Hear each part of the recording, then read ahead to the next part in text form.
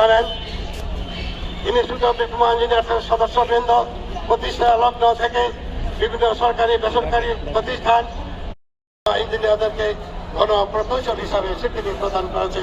এই জন্য আমি একজন ডিপ্লোমা ইঞ্জিনিয়ার হিসেবে নিজেকে গর্বিত মনে করছি।